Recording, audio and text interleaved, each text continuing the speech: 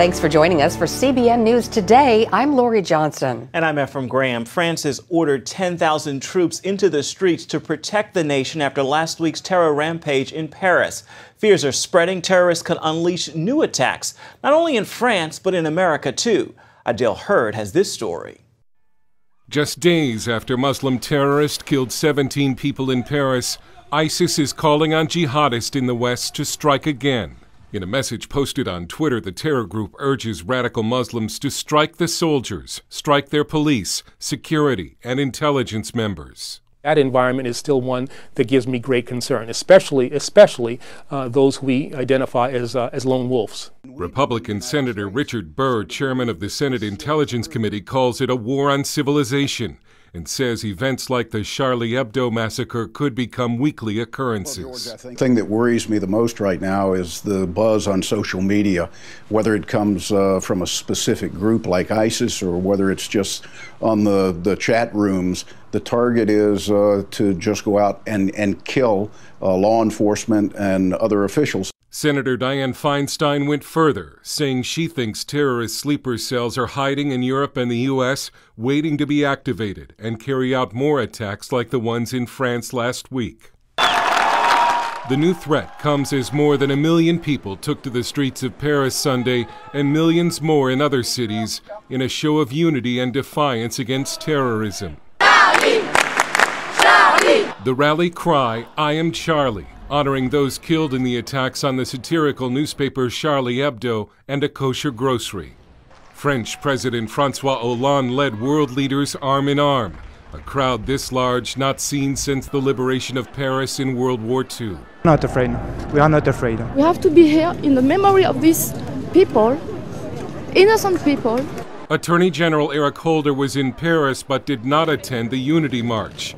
The White House was slammed for not having a single high-ranking official at the event.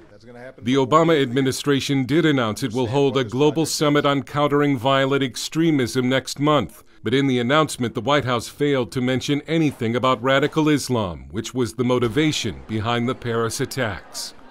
Dale Hurd, CBN News. Today, Pakistani children who witnessed last month's Taliban attack are preparing to head back to school. The chief of Pakistan's army greeted students returning to the school in Peshawar. A ceremony was held at the Army Public School to mark its reopening. Last month, Taliban gunmen killed 150 children and teachers at the school. Since the attack, tighter security measures have been put in place. Classes will resume on Tuesday.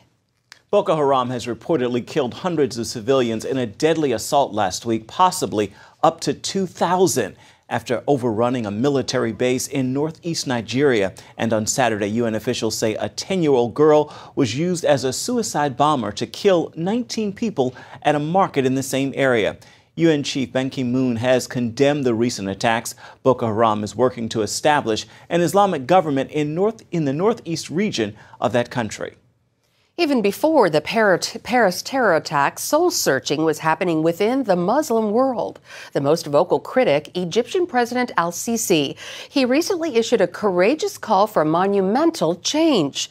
Chris Mitchell has more from Israel. Egypt's president called for a revolution in Islam. It has reached the point that this ideology is hostile to the entire world. Is it conceivable that 1.6 billion would kill the world's population of 7 billion so that they could live on their own? Let me say it again. We need to revolutionize our religion. Sisi's speech highlighted an important debate going on inside Islam between those who want a more moderate Islam and groups like ISIS. The debate accelerated when ISIS began its brutal campaign. According to the Quran and the Hadith, is exactly what ISIS is doing. Like in the time of Muhammad, the Prophet. Former Israeli ambassador to Egypt, Zvi Mazel, says Sisi's speech to some of the foremost scholars in the Muslim world was unprecedented. But here you have a president, the president of Egypt, the most important country in the Arab world. And he's telling them in their faces, listen, guys, you have to change. And Sisi is not alone. It's not just him. The king of Jordan, King Abdullah II, has taken the exact same approach, and actually over several years now, working both with moderate Muslim leaders to make theological statements and build a consensus not just in Jordan, but throughout the Muslim world, that radical Islam is not the Islam that most Muslims want to practice. It's unclear if the actions of these men will make any difference without help. It's a battle right now for the soul of Islam. And the West needs to be encouraging, supporting, assisting any leader in the Muslim world who takes a proactive, moderate position. Without that support, Islam could split into two directions. One that spreads terror, as in Paris, and another that tries to make peace with itself and the world. Chris Mitchell, CBN News, Jerusalem. Investigators are likely to discover what caused the AirAsia plane to plummet into the Java Sea 2 weeks ago, killing all 168 people on board. The plane's black boxes have been found. One has been recovered and sent to Jakarta, Indonesia, for analysis. The other is still embedded in the plane's wreckage, but is expected to be retrieved soon. Officials say it's going to take 2 weeks to download and decipher all the information contained in the black boxes, which include what the pilot said and what the plane did in the moments just before the crash. Wintry weather is wreaking havoc on roads across the country today, but snow isn't the big problem. It's ice, and more icy weather is on the way. Dozens of accidents already across the South and Midwest in states like Arkansas, Texas, and Colorado. Cars slipping and sliding in the dangerous conditions. We got down the road at 4 o'clock last night, and there was just cars everywhere in the ditch. Ice is much more treacherous. Snow, it's a lot easier seen, a lot easier treated. Ice is not. Forecasters say expect more freezing rain, sleet, and snow.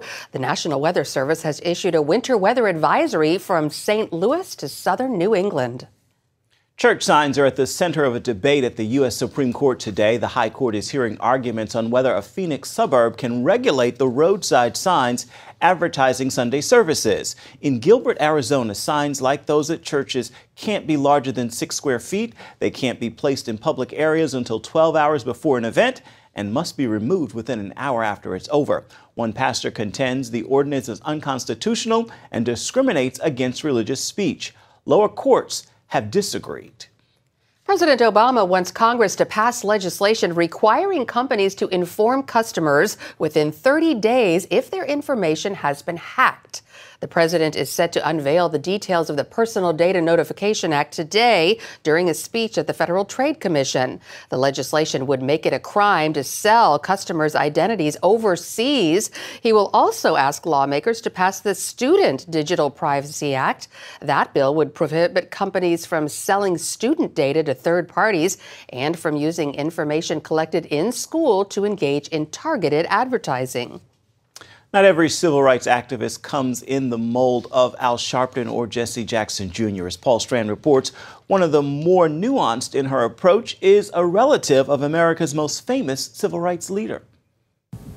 I have a dream. Just a few days shy of the Martin Luther King Jr. national holiday, the National Press Club in Washington invited his niece Alveda to talk about today's civil rights issues. She spoke of visiting Ferguson in the midst of rioting and noting this wasn't necessarily a black versus white issue. It's like a tale of two cities, a violent upheaval with outside agitators. People don't live there, coming in bombing stores and blowing up things. And I bet you the people who live in Ferguson are home by 10 o'clock at night.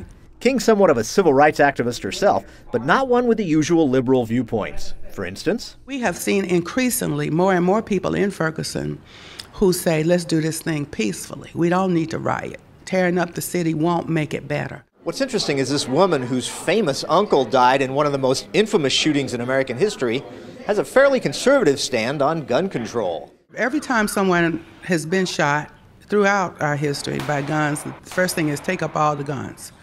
Remove the guns. If you take away the guns, you stop the violence. That's not true. Because in the first place, if there were a real movement to take all the guns, then all the mean and evil and crooked people would find ways to keep them and hide them, and all the good people would give up the guns.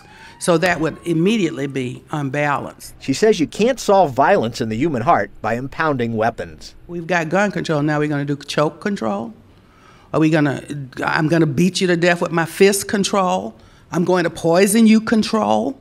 King said her famous uncle and some of his supporters considered using guns in the civil rights battle, but decided they'd be so outgunned they could never win in an armed struggle.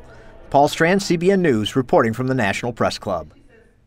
Funeral services for gospel legend Andraé Crouch have been set for this week. Crouch and his twin sister Sandra served as co-pastors at the New Christ Memorial Church in California. The church's website says a celebration of Andraé Crouch's life will be held at the West Angeles Church of God with viewings Tuesday and Wednesday, a tribute Tuesday evening, and a 4-hour celebration of life service on Wednesday. Crouch died last Thursday at the age of 72. He was hospitalized for pneumonia and congestive heart failure. Coming up, heading to the rooftop, we'll show you one man's unique plan to help ease racial tensions across America. A Virginia man is calling for Christians to step into the middle of the race debate that's been heating up across the country recently. He's taking to the rooftop on the Martin Luther King Jr. holiday to make sure his message is heard, and he's inviting you to join him right where you are. It's a movement called #TheRooftop. These are the images that dominated America's headlines at the end of 2014. Massive protests and cries of racism, following grand jury decisions not to indict police officers for shooting and killing unarmed civilians. They're divisive and troubling images. At least one man is looking to replace in the new year with images like this.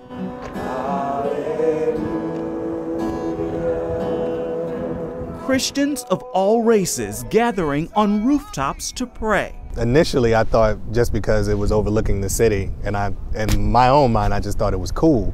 But God gave me a word specifically pertaining to a rooftop, in which some guys took their friend up to a roof to lower him down to Jesus to be healed. I think prayer is always the answer, and I think it's the first step. I think you go to God, and He will give you the appropriate action to follow.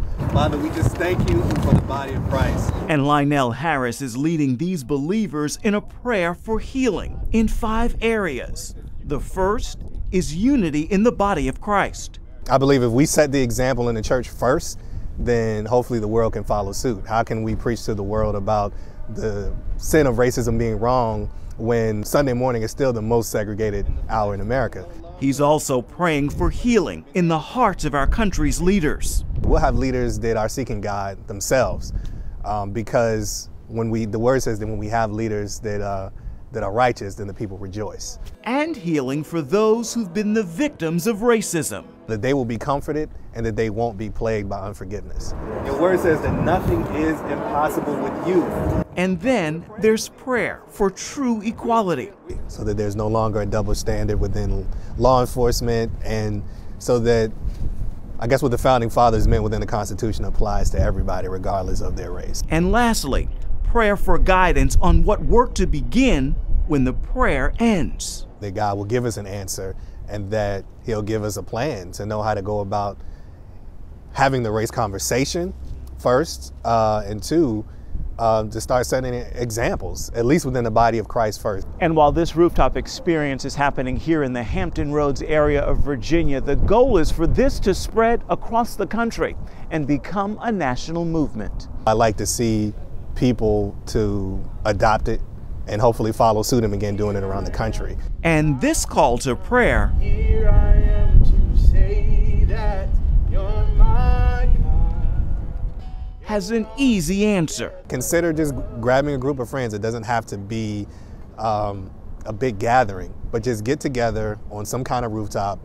and pray. And then just upload the video. And then we're going to all do it on MLK Day together with the #TheRooftop, so that people are encouraged. I think a lot of times, even as people of faith, we don't always believe really what we read. And I think that it's time for us to really step out and try God at who He says He is. And He says He can change the hearts. He controls the hearts of the kings as the rivers of water. So we want to see people's hearts change. Up next, a healthy eating plan that's so easy a caveman could do it. Get the secret behind the paleo diet.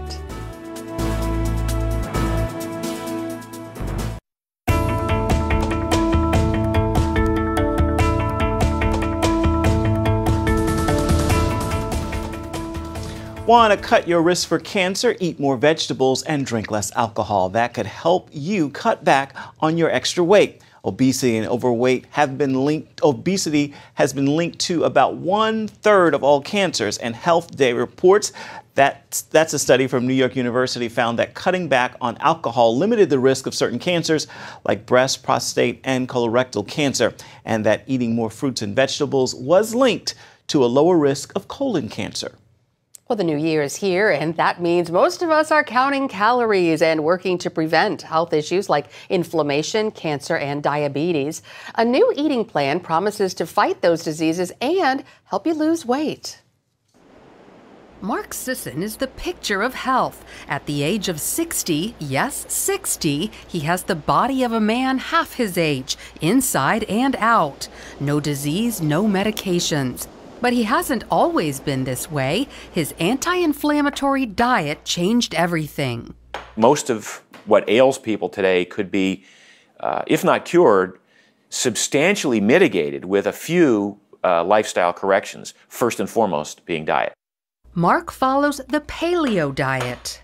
If you've heard of the paleo diet but aren't really sure what it is, you're not alone. It was the #1 search diet on Google last year. For the last 25 years, Mark has analyzed nutrition research. 2.5 million readers follow Mark's work. We've got hundreds of thousands of user experiences on my site, on Mark's Daily Apple, of people who've embraced this program, who've said, so not only did I lose the weight, but my blood work improved, and my energy levels improved. The paleo diet involves avoiding sugar, wheat, trans or omega-6 fats, and some dairy. When you get rid of all those bad guys, you decrease inflammation and you improve your body's ability to burn fat. Sugar weakens your immune system and causes insulin problems. Wheat treats your body much the same way. Mark didn't even realize wheat caused him problems until he stopped eating it. My IBS went away. My arthritis went away.